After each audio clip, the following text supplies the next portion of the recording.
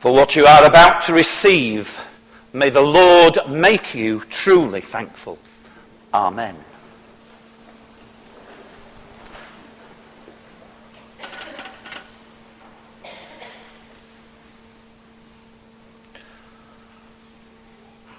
It's just working out how long it actually was or has been in my life that I have been involved in youth work, because that's what I'm going to talk about this morning.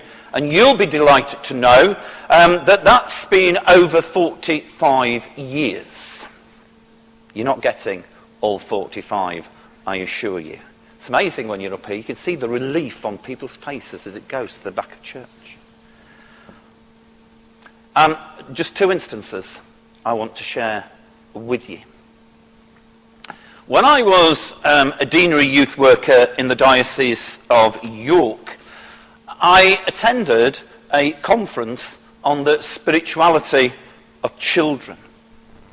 The conference hall was filled with people who had a passion for helping children and young people make a lifelong connection to God through fellowship, education, and what the buzzword in those days was considered to be spiritual training.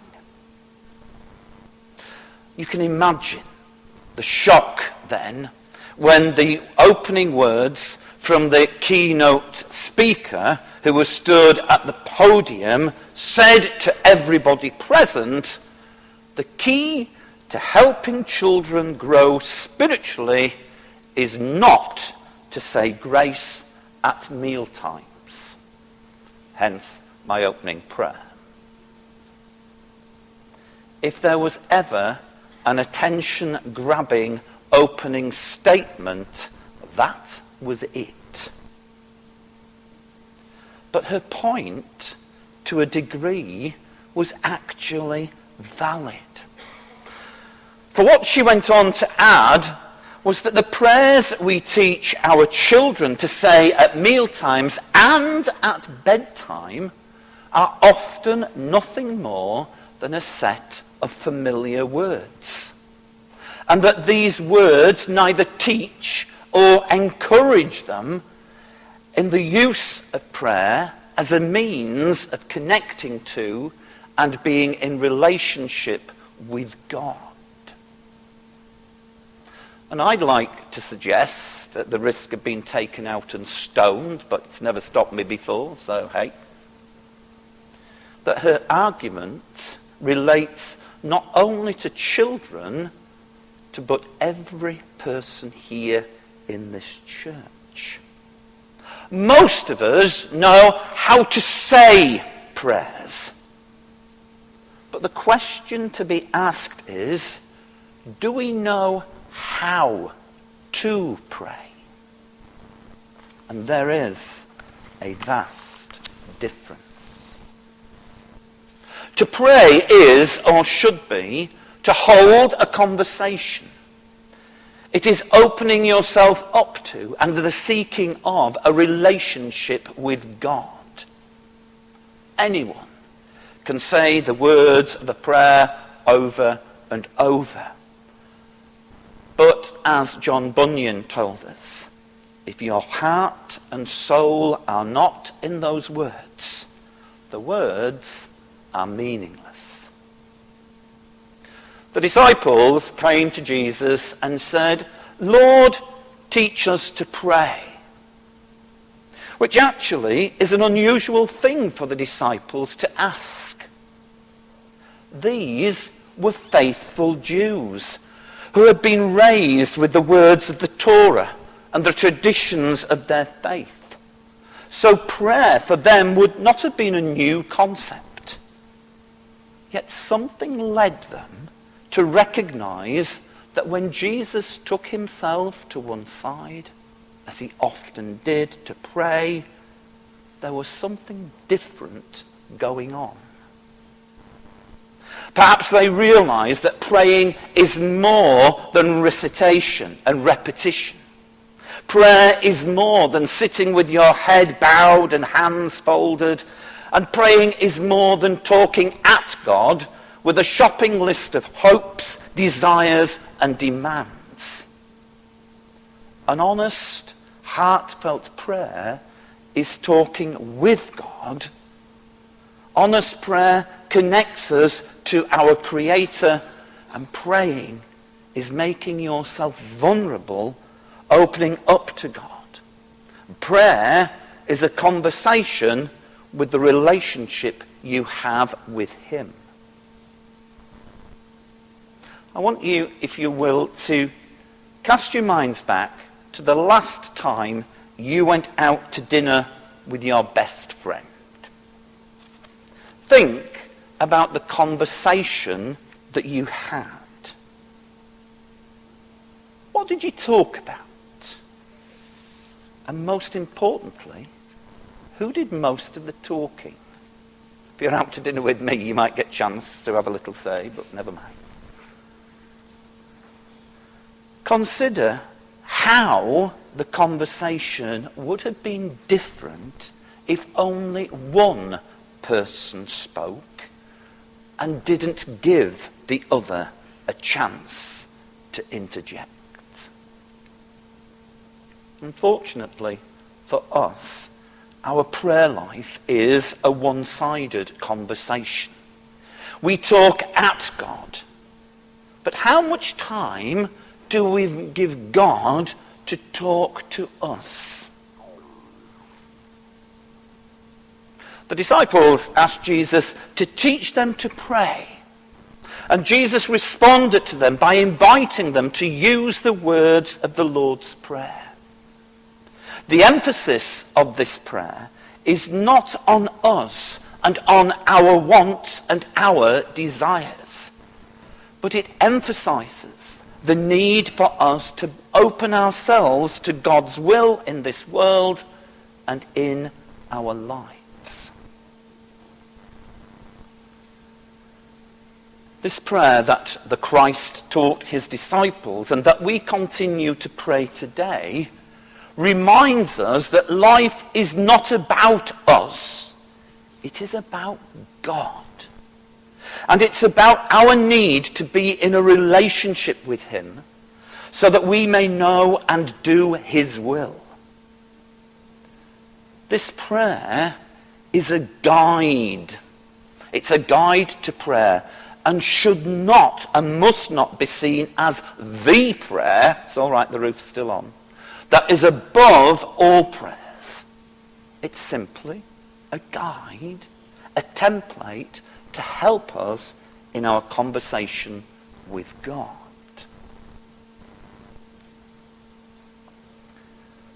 I now want to return to this idea that children do not know how to pray, because from experience I know that although children and young people need guidance, just the same as you and I, it should never be assumed that they do not know how to pray.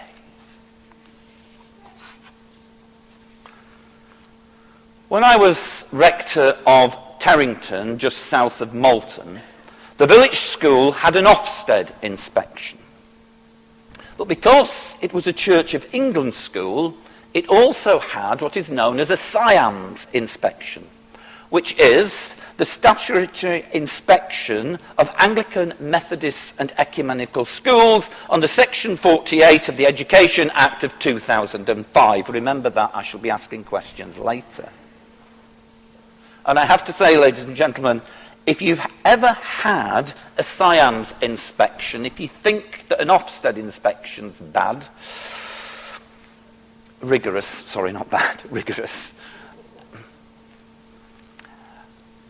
try going through a SIAMS inspection. A SIAMS inspection focuses on the impact of the church school's Christian vision on pupils and adults, the provision the school makes because of this vision, and how effective the provision is in enabling all pupils to flourish. Now, in its Ofsted inspection, Terrington School was awarded outstanding in all 4 areas. And yes, we were absolutely delighted. But we knew, because they always come back to back, sometimes they actually come at the same time. But a few weeks later, we had the SIAMS inspection. As chair of governors, I was confident, of course, that the result would be the same. I could see no reason why not. We were going to get outstanding in all areas. The day of the inspection arrived, and the inspector went into the classrooms, observed lessons, and accompanied the children down to the church where they came for collective worship every week. The short act of worship took the form of a hymn, a Bible story, and a talk by me, followed by prayers led by one of the children. And I stress that the children didn't know basically what I was going to talk about before they set off from school. At the end of the inspection, I was called in to talk to the inspector, and I was delighted to discover that she also found the school to be outstanding. Yes! However, not in all areas. As part of the inspection, she had met with a group of children from across all ages of the school to talk to them about God and what it was like to be in a Church of England school and about their faith. As part of the examination, she'd asked the children to recite the Lord's Prayer. And in doing so, she discovered that they didn't know it as well as she believed they should. And because of this, she was not prepared to award the school with outstanding in all areas. In her words to me, the children do not know how to pray. Well, other than leaping over the table, grabbing her by the throat and telling her what I thought of her, I decided to remain calm. The children don't know how to pray? I asked her to cast her mind back earlier to that day when we'd been in church.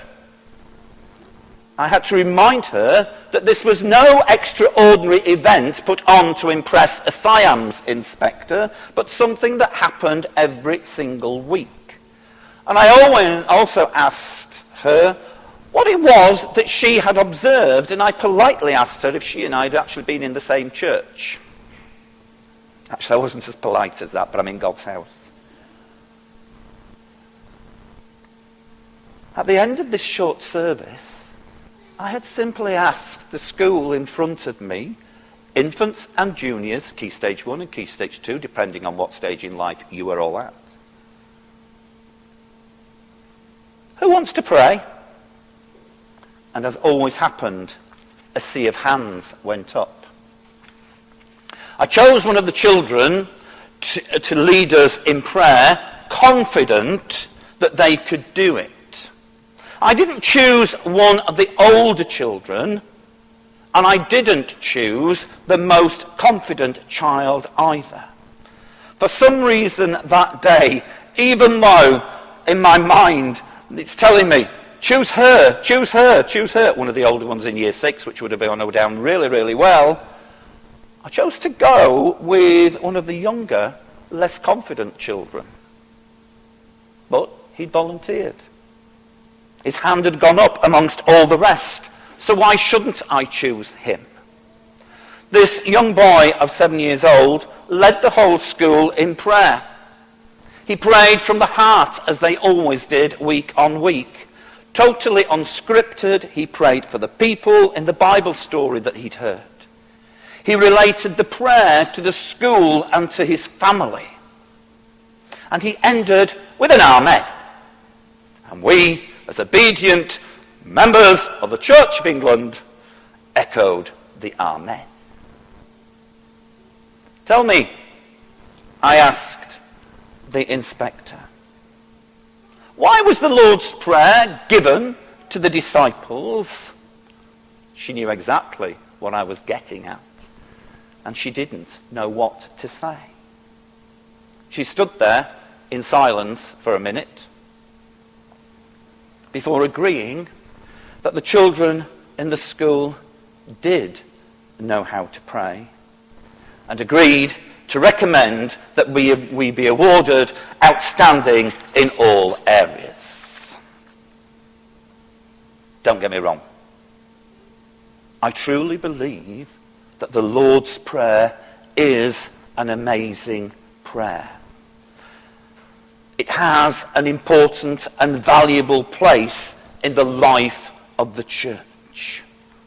So much so that I actually spent the next term looking at it, not teaching it to, but looking at it with the children of Terrington School, but not teaching them how to repeat it parrot fashion, as many of us do, but actually asking them, what does this line mean? What does this phrase say?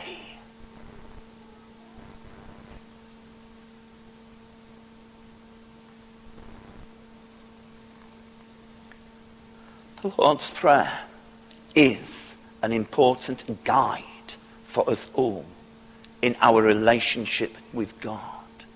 Speaking to God in prayer is also important. But as important as speaking to him, it's sitting there in silence and allowing God to speak to us. And so I want to end this morning by suggesting that looking at the Lord's Prayer is something you might like to do.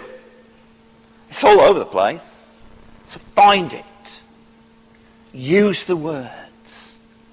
And rather than saying it, for once in your lives, if you've never done it before, just ask yourself, why did Jesus say to those disciples, say this, say this, say this?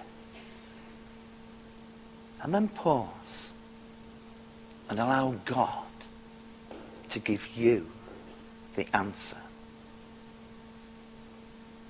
Amen.